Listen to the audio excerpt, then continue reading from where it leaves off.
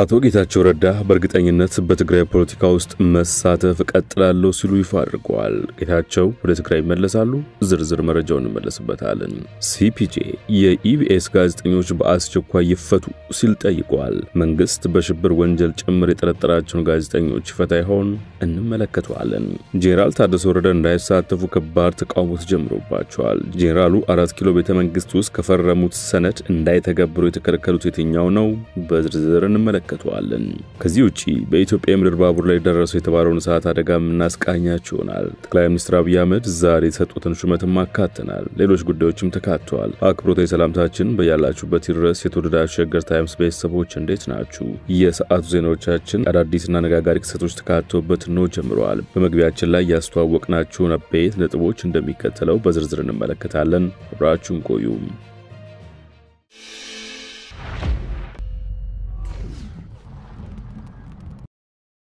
ወደ ቀዳሚ ጉዳያችን አምራችሁ አቶ ጌታቸው ረዳ በእርግጠኝነት በትግራይ ፖለቲካ ውስጥ መሳተፍ ቀጥላለሁ ሲሉ ይፋ አድርገዋል። ጌታቸው ወደ ትግራይ ይመለሳሉ። ተከታዩ ዘገባ ምላሽ አለው።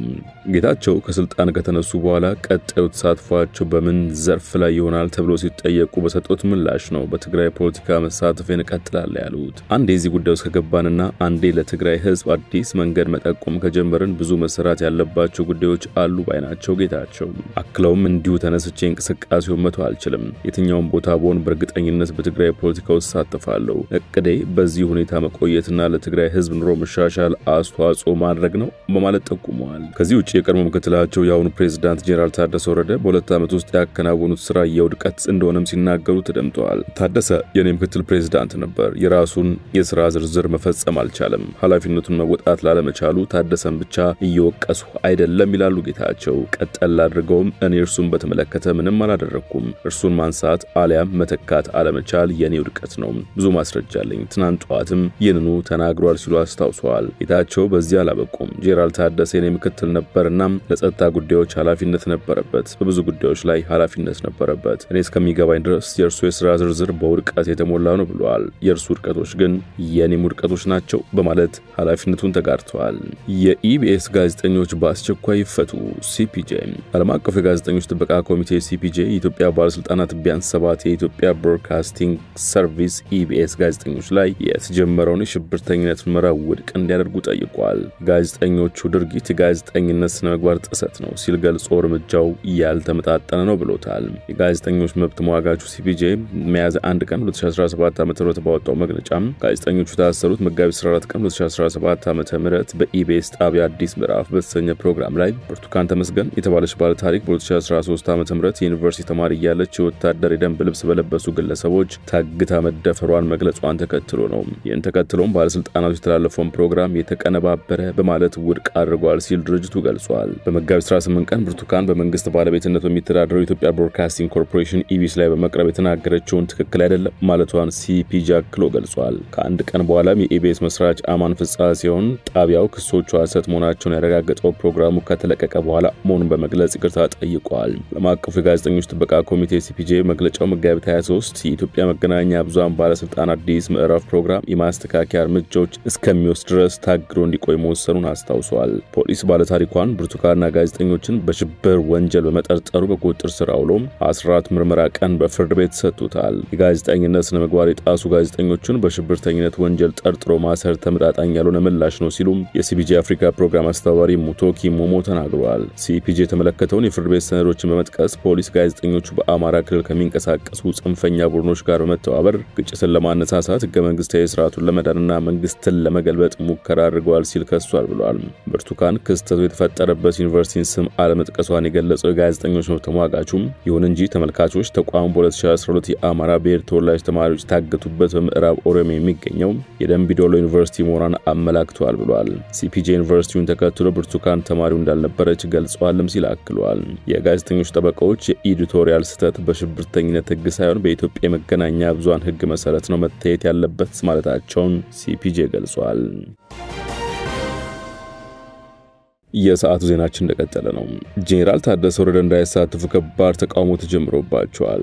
GSTS ትግራይ በሀገራዊ ምክክሩ መሳተፍ ያለበት በህዝቡ የተመረጠ መንግስት ሲመሰረት ብቻ መሆን አለበት ሲል ነው ያሳሰበው። ያም ሆኖ ግን ሌተናንት ጄኔራል ታደሰ ወረደ ሁለንተናዊ ድጋፍ ማድረጉ እንደሚያጠናክርም አስታውቋል። የትግራይ ህዝብ በሀገር አቀፍ ደረጃ የሚደረጉ ምክክሮችና የውሳኔ ሀሳቦች ላይ መሳተፍ ያለበት በክልሉ በህዝቡ ይሁንታ የተመረጠ መንግስት ሲመሰረት ብቻ መሆን ይገባዋል ሲል የትግራይ ዓለም አቀፍ ምሁራንና ባለሙያተኞች ማህበር GSTS ሚያዝያ 1 ቀን 2017 ዓ.ም ባወጣው መግለጫ አሳስቧል። ማህበሩ የክልሉ ጊዜያዊ አስተዳደር ፕሬዝዳንቱን ወደ ተሾሙት ሌተናንት ጄኔራል ታደሰ አጋርነቱን በገለጸበት መግለጫው የህገ መንግስት ማሻሻያና የተጠያቂነት ጉዳዮችን ጨምሮ ሌሎች በአገር አቀፍ ደረጃ የሚደረጉ ምክክሮችና የውሳኔ ሀሳቦች የትግራይ ህዝብ የመረጠው መንግስት ሲመሰረት ብቻ ሊተገበሩ ይገባል ሲል አስታውቋል። ትግራይ ክልል ጊዜያዊ አስተዳደር ወደ ተሾሙት ሌተናንት ጄኔራል ታደሰ ወረደ በትግራይ ክልል ያለውን የፖለቲካ ልዩነት በሰላማዊ መንገዶች እንዲፈቱ በማድረግ አስተማማኝ ሰላም እንዲኖርና በክልሉ ብሔራዊ መግባባት እንዲፈጠር ለማድረግ እንዲሰሩ አሳስበዋል። ትናንት ከጅቡቲ ተነስቶ የገቢ ዕቃዎችን ይዞ ወደ ሞጆ ይጓዝ በነበረ ባቡር ላይ በተነሳው እሳት ተቃጣይ ነገር በጫኑ 2 ኮንቴነሮች ላይ እሳት መነሳቱ ተነግሯል። በሶማሌ ክልል ቢኬ ባቡር ጣቢያ ላይ በደረሰው እሳት አደጋ የሞተር ዘይት ጭነው ነበሩ ከተባሉት 2 ኮንቴነሮች አንደኛው በከፊል ተቃጥሏል፣ ሁለተኛው ተርፏል ተብሏል። የሞተር ዘይት በጫነ ኮንቴነር ላይ የተነሳው እሳት አደጋ ምክንያት ገና ይጣራ መሆኑን የኢትዮ ጅቡቲ ባቡር ትራንስፖርት አክሲዮን ማህበር ተናግሯል።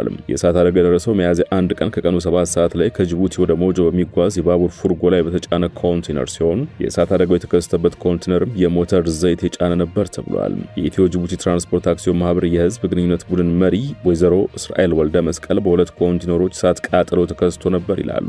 በባቡሩ ላይ ከተጫነው 26 ኮንቴነር መካከል አደጋው የደረሰው በሁለቱ ላይ ሲሆን አንደኛው ኮንቴነር የበለጠ የእሳት ቃጠሎ እንደደረሰበት ተናግረዋል።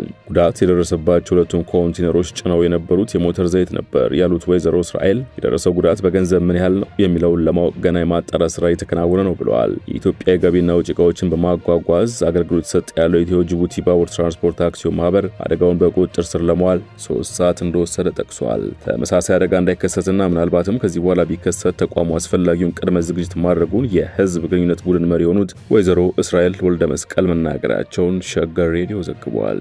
በጅቡቲ የኢትዮጵያ አምባሳደር ብርሃኑ ጸጋዬ የውጭ ጉዳይ ሚኒስትር ዴኤታ ሆነው ተሾሙ። ጠቅላይ ሚኒስትር አብይ አህመድ በኢትዮጵያ የጅቡቲ አምባሳደር የነበሩትን ብርሃኑ ጸጋዬን የውጭ ጉዳይ ሚኒስትር ዴኤታ አድርገው መሾማቸው ዛሬ ይፋ ሆኗል። የኢትዮጵያ ውጭ ጉዳይ ሚኒስቴር ዛሬ ሚያዝያ 2 ቀን 2017 ዓ.ም በድረገጹ ይፋ እንዳደረገው ብርሃኑ በውጭ ጉዳይ ሚኒስቴር የሀብት አስተዳደርና አገልግሎት ዘርፍ ሚኒስትር ዴኤታ ሆነው ተሾመዋል። ጠቅላይ ሚኒስትር አብይ አምባሳደር ሀድራ በራን የፖለቲካና ኢኮኖሚ ጉዳዮች ዘርፍ ሚኒስትር ዴኤታ አድርገው ሾመዋል። ብርሃኑ በኢህአዴግ ዘመነ መንግስት በጠቅላይ አቃቤ ሕግ ከአቃቤ ሕግ እስከ ምክትል ጠቅላይ አቃቤ ሕግና ከ2010 በኋላም የፍትህ ሚኒስቴር ሆነው ማገልገላቸው ይታወሳል። በዛሬው ዕለትም አዲስ ተሿሚ ሚኒስትር ዴኤታዎች ከሚኒስቴር መስሪያ ቤቱ አመራሮችና ሰራተኞች ጋር ትውውቅ አድርገዋል ተብሏል። ብርሃኑ ጸጋዬ ቀድሞ የፍትህ ሚኒስትር በኋላም የጅቡቲ አምባሳደር የነበሩ ናቸው። በአገሪቱ ስርዓት ለውጥ እንዲመጣ ከጀርባ ትልቅ ስራ የሰሩ መሆናቸው ይነገርላቸዋል። የአዲስ አበባ ትራንስፖርት ቢሮ ከምሽቱ 4 ሰዓት በፊት ትራንስፖርት አገልግሎት የሚያቋርጡ ማንኛውም የህዝብ ትራንስፖርት አገልግሎት ሰጪዎችን መቅጣት ሊጀምር ነው አለ። ይህን እንዳደርግም በአዲስ አበባ ከተማ አስተዳደር ካቢኔ በደንብ ቁጥር 185 ህዝባር 2017 የተደነገገው ደንብ ይፈቅድልኛል ብለዋል። በዚህ ደንብ መሰረት በከተማው ማንኛውም የህዝብ ትራንስፖርት አገልግሎት ሰጪ እስከ ምሽት 4 ሰዓት የትራንስፖርት አገልግሎት መስጠት እንደሚጠበቅበት ተደንግጓል ሲል ተናግሯል። ከዚህ በተጨማሪም ከስምሪት መስመር ውጪ አገልግሎት መስጠት፣ አቆራርጦ መጫንና ቢሮ ካወጣው ታሪፍ ውጪ ተሳፋሪ ማስከፈል እንደማይቻል ቢሮ በብርቱ አሳስቧል። ከዚህ መመሪያ ውጪ በህገወጥ መንገድ የሚንቀሳቀሱ የህዝብ ትራንስፖርት አገልግሎት ሰጪ ባለንብረቶችና አሽከርካሪዎች በደንቡ በተቀመጠው የቅጣት እርከን መነሻነት 5000 ብር እቀጣለሁ ሲል አስጠንቅቋል።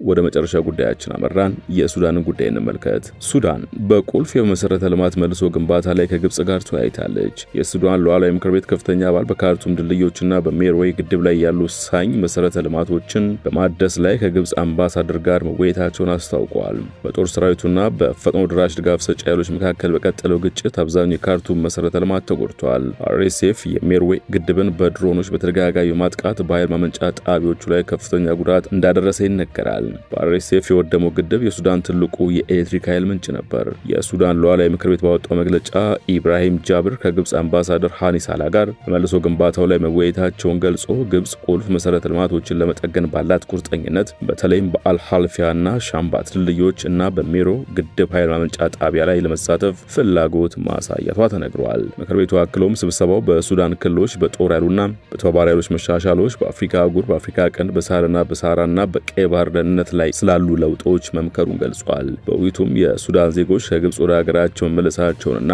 በድንበር ማቋረጫዎች ላይ ስላለው መጫነቅ የተዳሰሰ መሆኑ ተገልጿል። በዋዲ ሐልፋ በአሽኪት መሻገሪያ በኩል ወደ ሱዳን የሚገቡ ሱዳናውያን መሸጋገሪያ የሆነው አቡ ሲምበል አካባቢ ሰራዊቱ ካርቱምና አልጀዚራ ግዛትን መልሶ መያዙን ተከትሎ ሰዎች ሲመለሱ የትራፊክ መጨናነቅ ታይቷል። ሚያዝያ 15 ቀን 2023 ለአውሮፓውያን አቆጣጠር ግጭቱ ከተቀሰቀሰ በኋላ ወደ ግብጽ ከሸሹ 1.5 ሚሊዮን ሱዳናውያን 72,000 ያህሉ ወደ ሀገራቸው መመለሳቸውም ተዘግቧል። የሰዓቱ ዜናችን አበቃ። በያላችሁበት ሰናይ ጊዜ።